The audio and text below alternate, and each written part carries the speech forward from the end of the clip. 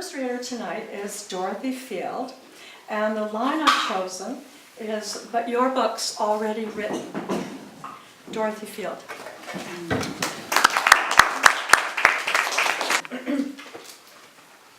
The strength of the artist's hands, laying black ink like tar, coaxing light with his scraper, comb, the twist of his wrist. Kelly fed on hands' work, plying needle into canvas, sharpening her nib, layering paper on paper, one scrap marrying another, with the benediction of glue, undamming the heart. Thank you.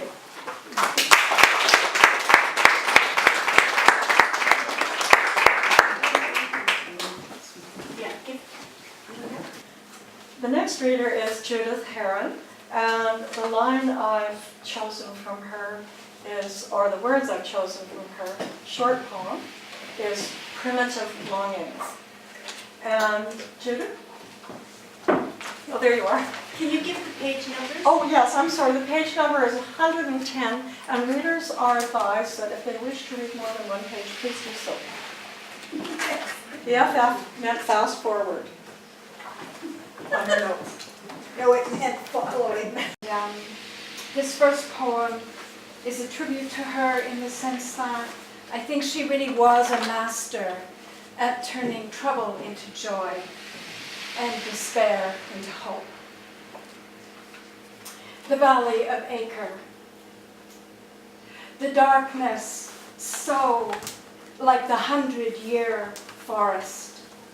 Primitive longings paw toward light, where space bursts with remembered radiance. And the second poem, equally small, on the next page, 112. In the midst of anything, water, clear and eternal, falls as it always has.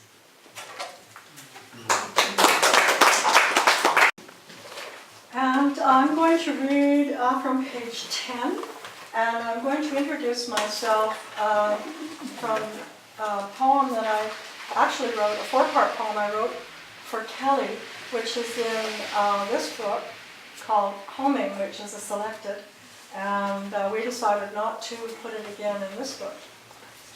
So I'm going to read from the third act. Now she knows she's giving birth to herself, to a bird, an airplane, the bride of the man upstairs, if he is a man, if there is an upstairs, something more than a factory freezing water to confuse the people downstairs.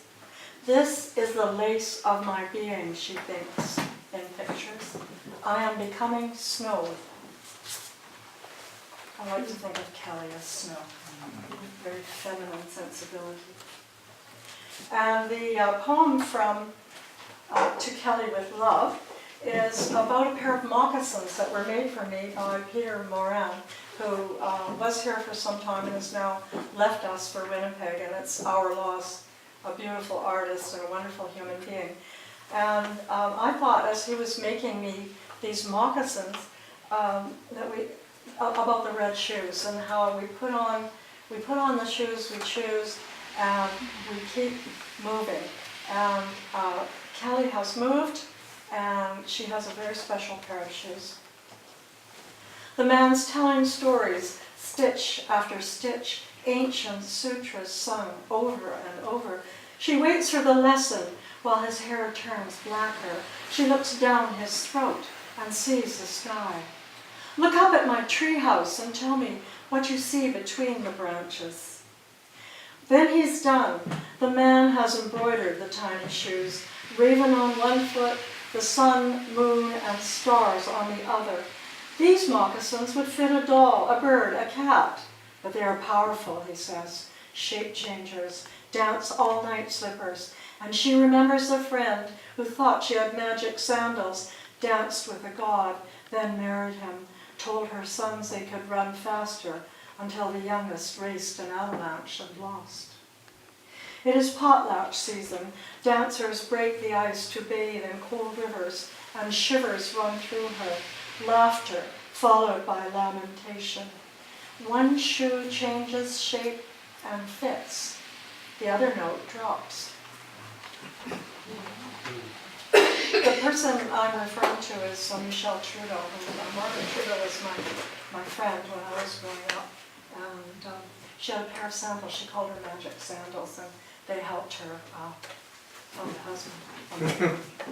I remember talking to Mady a few years ago, it seems, and the idea for this book, including Kelly and Carl together, was just an idea in Kelly's mind, not in Kelly's mind, in Mady's mind, and here we are tonight celebrating the book and Mady's vision.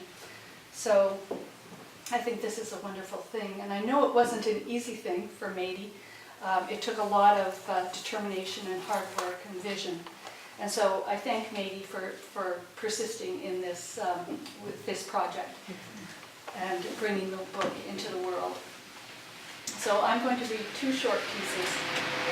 I wouldn't exactly call them poems, but they are responses to a couple of Carl's amazing images or paintings.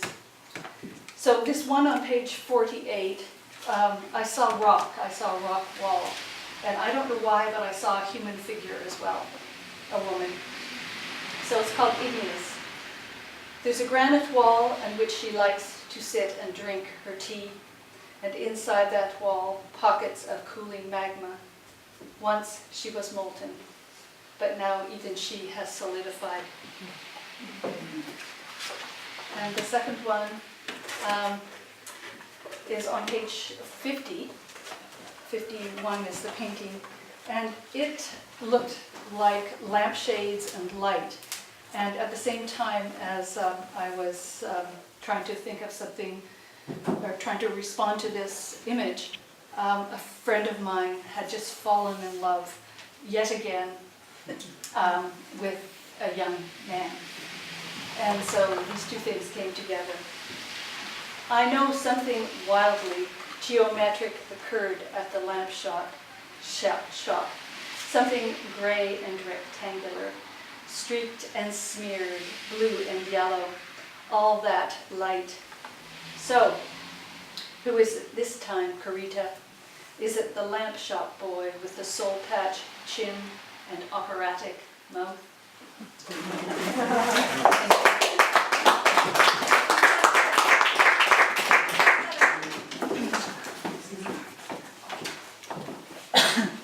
Next poem is on page 66. Actually, I thought it was sort of fun to match up afterward, take the books and find the paintings on the wall and see if you'll respond differently. This is all about a process. It's a wonderful thing when poets respond to artists and musicians respond to poets, and around the big circle goes, and down. Karen Bellinger. When I was trying to think of poems to write for these pictures, I was walking downtown and I saw a Buddhist monk waiting for a bus. And somehow that night I went home and these poems just came.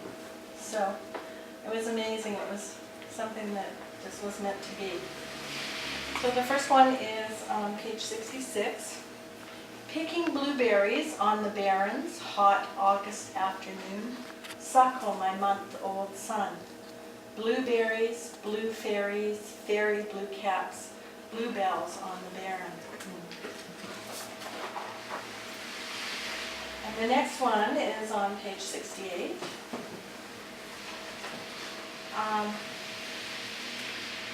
Sun rises, a new laid egg, still warm under speckled feathers. I reach under, crack open the truth.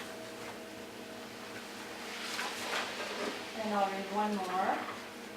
This one particularly inspired me because it looked to me like some sort of primitive lodge. Full moon seeks the edge, I dance in the lodge. Gaia, Gaia, Gaia grounds out our future in her hands. Thank you.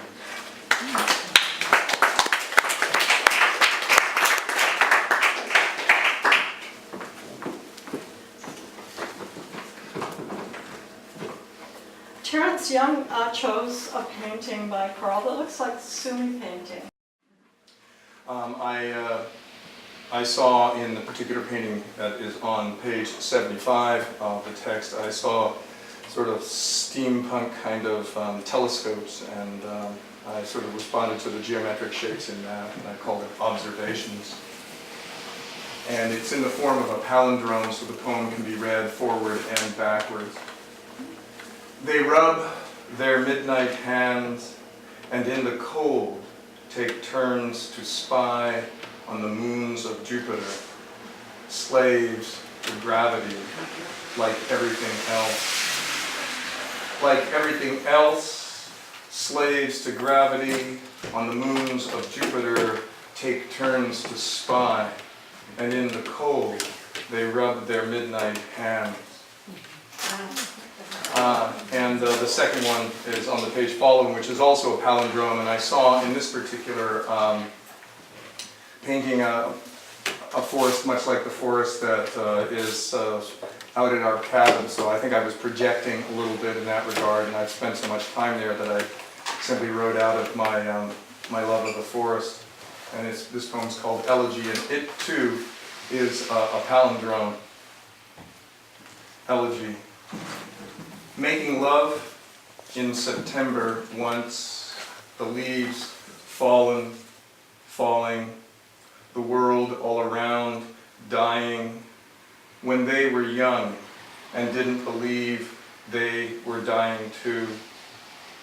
They were dying too, and didn't believe when they were young, the world all around dying, falling, the leaves fallen in September once, making love. Oscar Wilde says the wallpaper has to go because of the flames consuming his room. His arms raised in beggary, he watches the night from his cell, the landscape lit for a moment by lightning. And the other poem, I have no idea what I was seeing at the time. This is a while back. It is bleak. I don't know if it's a poem bleak, I don't know. And maybe his hair is Carl's. It's Carl's hair.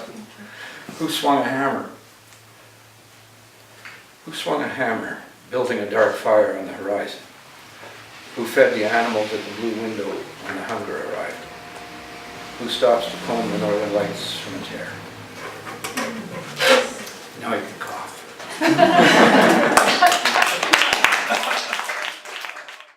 I just met Mady tonight, and I didn't know Kelly or Carl, so I feel incredibly blessed to be here.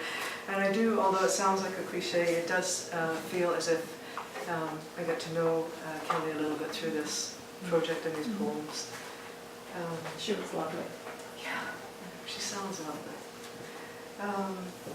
And it was also a really lovely thing to be able to look at this work and to just stare at it, to have no preconceived idea of where a poem comes from, and suddenly to see and just to write what was there. So the first one is Red Cedars. Tell me again, what was it like to lie awake, listening to the cries deep in the forest of the wild boy with his cannibal heart? The next painting, you can see it, it's got wonderful colors in it. When I looked at this, I saw this world open, and I saw all the things that I'll read in a second. Now when I look at it, I see none of them. So it's like something opens and closes, and for a moment there was an opening, and I guess in a way that's what poetry is for me, it opens and then closes, and then I have no idea where it came from. Life drawing. There was a nude in there, I know it. The long-necked horse and tattooed man are distractions only. While she was slipping out of her pink chiffon dress, you were lost in red. Is that the moon in the left-hand corner of a mirror? or a ration of the night sky beneath which a nude waits in naked light. I'm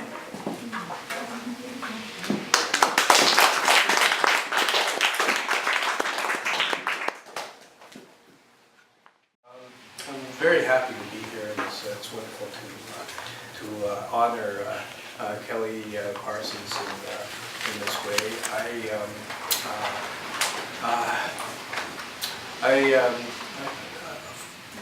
I myself have gone back with Kelly for several years. This is Kelly's neighborhood.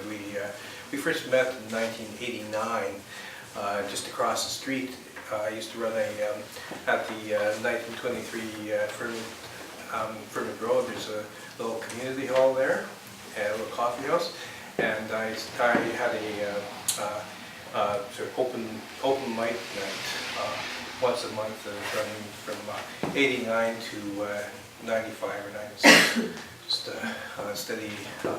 And Kelly came and read her very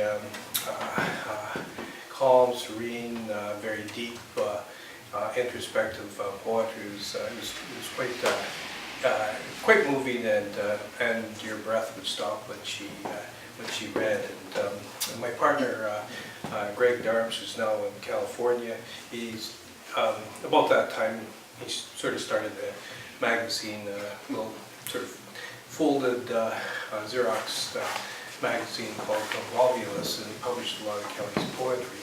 And then he decided he wanted to do chapbooks, and so the first chapbook that he did was Kelly's chapbook. I still have a copy of it. I forget the title. Had angels in the title. Slipstream of Angels. What's that? In the Slipstream of Angels. Slipstream of Angels. I still have it somewhere on my bookshelf, and so really this is Kelly's neighborhood. You know, she sort of blossomed as a poet just across the street there. So it's appropriate that it would be right here, less than half a block away from where we did our readings, that this reading would take place.